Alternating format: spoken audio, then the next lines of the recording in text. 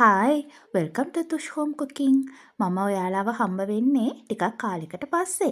බලන්න අද ඔයාලට මම ගෙනාවා ගොඩාක්ම රසවත් කෑමක්. පරිප්පු කරි අපි හැමදාම කනවනේ. බලන්න මේ වගේ පරිප්පු කරි එකක් ඔයාලා කාලා තියෙනවද?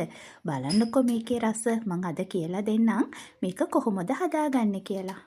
බලන්න මම දවස් 5කට කලින් වගේ ගෙනාපු ලීක්ස් එක මං හොඳට ඒ ටික සෝදලා මෙහෙම බොක්ස් එකකට දාලා හොඳට වහලා තිබ්බා. බලන්න ඒක මොනවත් වෙලා නැහැ. මට එහෙමම අරගෙන පාවිච්චි කරන්න පුළුවන්. බලන්න ඒ වගේ ලීක්ස් අරගෙන ටිකක් ලොකුවට කපන්න ඕනේ. ගොඩක් අර ෆ්‍රයිඩ් රයිස් වලට කපනවා වගේ නෙවෙයි. ටිකක් ලොකුවට කපන්න ඕනේ. ඒ වගේ ලීක්ස් ඔක්කොම මුලින් කපලා තියාගන්න. ඇත්තටම මේ පරිප්පු කරි කාලා තියෙන කවුරු හරි ඉන්නවා නම් මට කමෙන්ට් එකක් දාන්නකෝ. මම මේකට පරිප්පු කෝප දෙකක් ගන්නවා. මම මේ කරි එකට බීලුණු ලොකු ගෙඩියක් අරගෙන ඒක කපලා තියෙනවා. වියලි මිරිස් 5ක් විතර අරගෙන ඒකත් කපලා තියෙනවා. සුදු ලුණු බික් 4ක් විතර තියෙනවා. කරපිංචා අරගෙන තියෙනවා. තක්කාලිත් කපලා තියෙනවා. ඊට පස්සේ මම පරිප්පු ටික හොදගෙන මම මගේ අවුට්ඩෝර් කිචන් එකට එනවා බඩු ටික අරගෙන.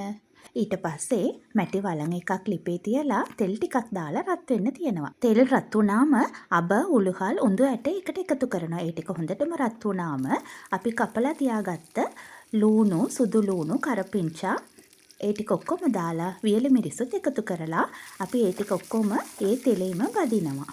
තක්කාලි ටික මේ වෙලාවේ දාන්න. ඒක හිමම තියාගන්නවා. පස්සේ අපි එකතු කරනවා. මේ විදිහට හොඳටම ඒ ටික ටෙම්ප වෙන්න අරින්න. ඊට පස්සේ අපි කපලා තියාගත්ත ලීක්ස් ටික දානවා. ලීක්ස් ටික දාලා ගොඩාක් වෙලා තැම්බෙන්න ඕනේ නැහැ. නිකන් අර තෙලෙම ෆ්‍රයි වෙන්න දීලා ඒකට ලුණුත් ටිකක් දානවා. ඒ කියන්නේ අර ලීක්ස් වලට විතරක් එකතු වෙන්න දානවා.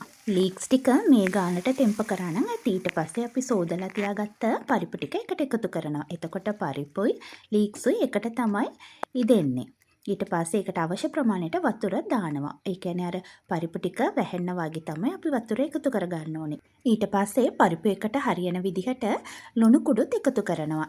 ඒකට අය මිරිස් කුඩුත් එකතු කරලා 3-5 කුඩුත් එකතු කරනවා. දැන් ඒ ටික ඔක්කොම හොඳට කුක් වෙන්න අරිනවා. ඒකට අවශ්‍ය ප්‍රමාණයට කහ කුඩුත් එකතු කරගන්නවා. දැන් ඔක්කොම දාලා හොඳටම ඉදෙන්න තියෙනවා. බලන්න විනාඩි 5-6ක් විතර යනකොට මෙන්න මේ වගේ මේක කුක් වෙලා එනවා. ඊට පස්සේ ඒකට අපි කපලා තියාගත්ත තක්කාලි ටිකත් එකතු කරලා මිටි කිරි ටිකකුත් ඒ කියන්නේ කෝපයක් විතර එකතු කරගන්නවා. ඒ ටික ඔක්කොම දාලා හොඳට තව අර බොයිල් වෙන්න විතරක් අරින්න.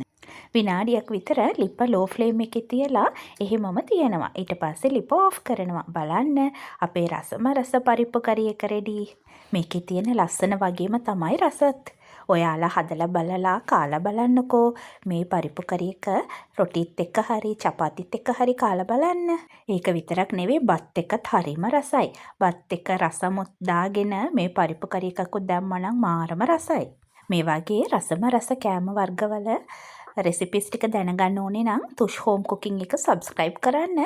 ඔයාලට සිංහලෙන් ඒ රෙසිපිස් ඕනේ නම් ඒකත් මෙන්ෂන් කරන්න. Thank you.